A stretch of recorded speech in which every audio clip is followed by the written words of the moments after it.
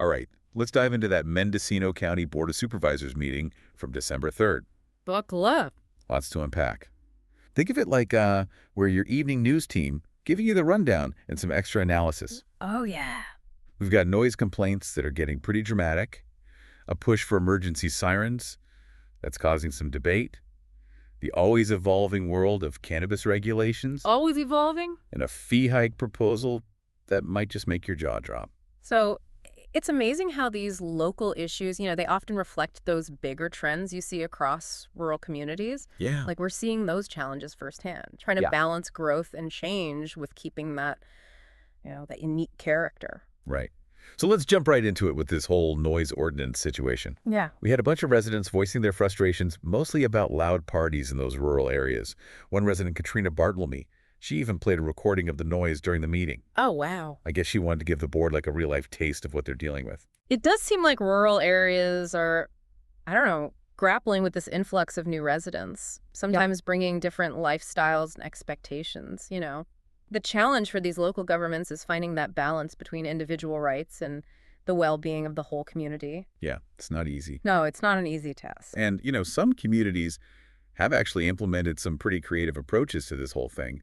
There's this town in Colorado Okay. that uses like a tiered system for noise levels Yeah. based on the time of day and zoning. Interesting. Maybe Mendocino County could look into something like that. That's a great point. Borrowing those successful strategies from other communities, it can be really effective. It sounds like Supervisor McGorty is on top of it, though. He did mention that the board plans to discuss this more in January. Good to know. Good to know. Yeah. Speaking of conflict, there was another issue that sparked some debate. A resident named Gizmo made a pretty passionate plea for a community siren system Right? for emergency alerts, referencing the recent Philo radio station fire as a wake-up call. Yeah, that was intense. Gizmo even brought up the risk of trailer chain fires, which I hadn't really thought about before. It makes you wonder, if our current emergency alert systems are really enough, especially in those rural areas where communication can be a bit spotty. It's a valid concern. Siren systems can be effective, for certain types of emergencies, but they also have those drawbacks. Of course. Think about the potential for false alarms, the cost of installing and maintaining them, and are they actually the best way to reach everyone in a widespread emergency? Well, CEO Antle did provide an update on the project, mentioning that Phase 1 is complete and they're just waiting on FEMA for Phase 2. Okay. So it seems like things are moving forward at least. Yeah. Now let's switch gears to the Behavioral Health Advisory Board. The board approved bylaws for it, It's okay. but not without some concerns from Supervisor Williams and a few members of the public who questioned the board's transparency and effectiveness. Advisory boards are supposed to play such a vital role in local government. They provide that expertise and community input on specific issues. But creating a board that's truly representative, transparent, and effective, well, that's a delicate balancing act. Yeah, Supervisor Williams was especially concerned about the transparency, and he mentioned that the public seemed a bit confused about the board's process. During public comment, a resident named A.K. Goldilocks recommended approving the bylaws, but urged the board to really address those transparency concerns. It does seem. It seems like there's a real desire for more clarity on how this board will operate. Absolutely, and this is where that citizen engagement is so crucial. It's about holding those boards accountable and making sure they're genuinely serving the community's needs. Right. Now, on to a topic that's always buzzing in Mendocino County cannabis. During her report, Supervisor Hatchek brought up the need for a survey to gather input from the cannabis industry. Interesting. She really emphasized that this industry is a vital part of the county's economy, with over 600 individuals holding licenses. Wow. Sounds like they're trying to support the industry, which has been facing some serious uphill battles, wouldn't you say? Oh, absolutely. The legal cannabis industry in California is facing so many challenges. Competition from the illicit market and those constantly evolving regulations. Right. Local governments really need to step up and support sustainable industries like this, especially in rural areas where economic development is crucial. That reminds me of the presentation earlier in the meeting from the Rural County Representatives of California, or RCRC. Or CRC. They talked about advocating for the cannabis industry at the state level, which could be really helpful. That connection to those broader advocacy efforts is so important.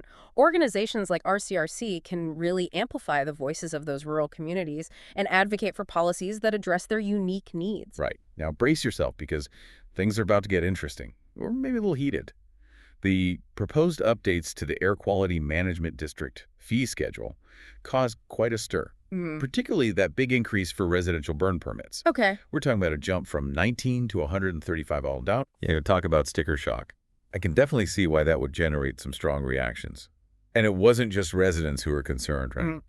We also heard from CAL FIRE, Red Valley Fire Chief and Torchbearer, that prescribed fire advocacy group. Exactly. This fee hike sparked a wave of opposition from both board members and the public.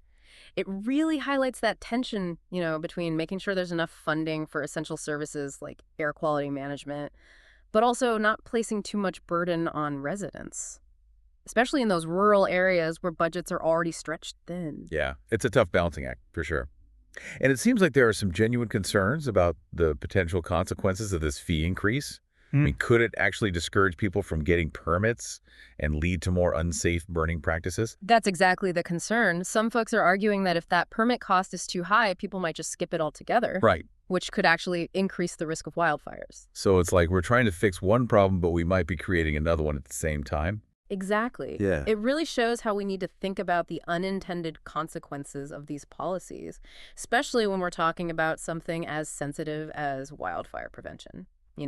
We need to make sure we're not discouraging safe practices. Right. Okay, so we got this controversial fee hike proposal on the table, but let's back up a bit and talk about that Rural County Representatives of California presentation. Yeah. It seems like they play a pretty big role in advocating for rural communities, don't they? They really do. RCRC represents this whole coalition of rural counties across California, which gives them a stronger voice at those state and federal levels. Okay. They're tackling all kinds of issues from expanding broadband and forest resiliency to affordable housing programs. So it's like there's strength in numbers, Yep. giving those rural counties more power to address their shared concerns. Exactly. Supervisor McGorty spoke about how valuable RCRC is, emphasizing the camaraderie between supervisors from different counties and all the experience they bring. Makes sense that these rural counties would face similar challenges and could really benefit from sharing those best practices and solutions. Yeah. Kind of like a support network for local governments. Right, and I've actually created these affiliate businesses like the Golden State Finance Authority and the Golden State Connect Authority I know. to help support the organization and address those critical needs in rural areas. Wait, so RCRC has their own businesses? That's interesting. How does that work exactly? It's a pretty innovative way to approach funding and sustainability. These entities operate as separate but related organizations. It lets RCRC leverage resources more effectively and, reduces reliance on traditional funding. So, for example, For example, the Golden State Finance Authority helps counties get funding for infrastructure projects, while the Golden State Connect Authority focuses on expanding broadband. wow. So they're really taking a proactive approach to tackling these issues. It's not just about advocacy. It's about actually finding creative solutions. Exactly. Now, during that RCRC discussion, Supervisor Williams brought up a really important issue that a lot of rural communities can relate to: healthcare access and equity. He specifically talked about the financial challenges that rural hospitals are facing, Right. especially those that serve a higher proportion of government-insured patients. That's a tough situation. Seems like so many rural hospitals are struggling to stay open, and it's the residents who end up suffering. It's a problem across the country. Many rural areas are dealing with declining populations and shrinking tax bases, Right. making it even harder to support essential services like healthcare. Yeah. Supervisor Williams actually asked if RCRC had any experience working with other counties facing similar problems, specifically those dealing with seismic requirements for rural hospitals. So he's looking for solutions that have worked in other places. I like that proactive approach. It makes sense. Wow. Why try to reinvent the wheel if other communities have already found effective ways to deal with these challenges? For sure. Speaking of shared challenges, there was also discussion about the cannabis industry and the need for more support at both the county and state levels. Supervisor Hatchak really emphasized the importance of understanding those unique challenges that the legal cannabis market is facing Right. and advocating for policies that help it thrive. She's right. Local governments need to see the economic potential of this industry, Absolutely. especially in rural areas where those traditional industries might be declining. But it's not just about supporting the industry as a whole, it's about understanding the nuances within it. Supervisor Hatchek pointed out that the current focus seems to be really skewed toward the retail side of things, Okay. which is usually concentrated in urban areas. She thinks we need to pay more attention to cultivation, which is often the economic engine of those rural communities. That's a good point. It's like we're only focusing on the end product and not paying enough attention to where it's coming from and who's actually growing it. Exactly. And this goes back to that idea of supporting policies that address the specific needs of different parts of an industry, making sure everyone has a real shot at success. Now, remember those proposed fee hikes from the Air Quality Management District? Yes. Supervisor Williams brought up something that comes up a lot when we're talking about local government unfunded mandates. Oh, yeah. That's when the state or federal government makes local governments do something but doesn't actually give them the money to do it right.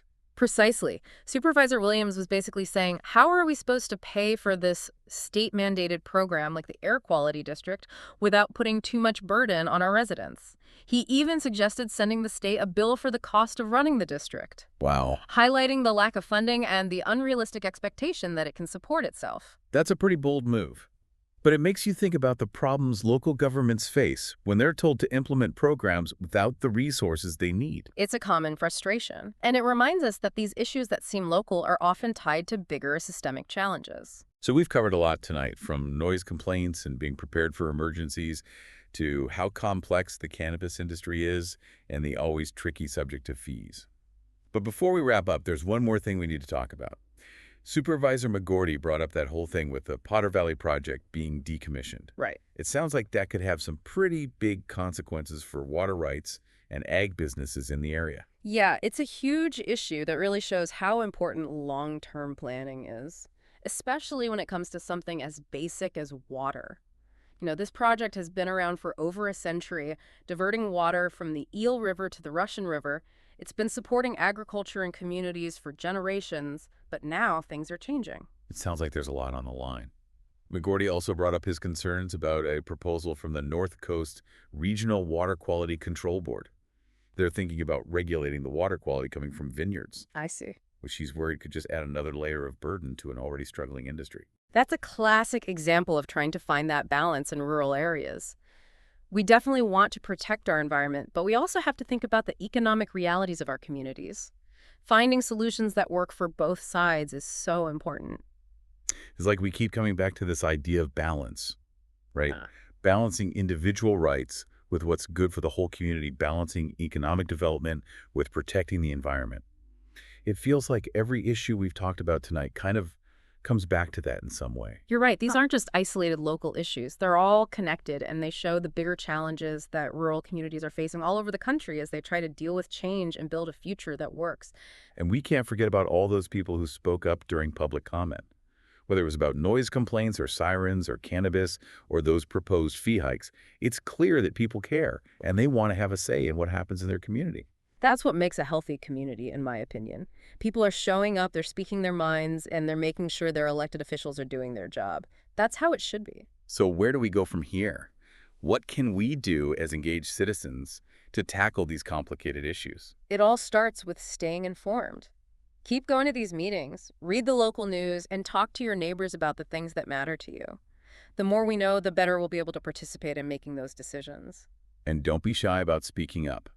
Whether it's writing to your supervisor, going to a town hall, or just talking to your friends and family, your voice really does make a difference. Absolutely. And remember, change takes time. These are complicated issues with no easy answers. But by working together, staying involved, and making sure our leaders are doing what they're supposed to, we can build a better future for Mendocino County. One that's sustainable and fair for everyone. That's a great way to wrap things up. This has been your evening news and analysis. We hope you'll keep looking into these issues, get involved in your community, and be part of the solution. Thanks for joining us for this deep dive.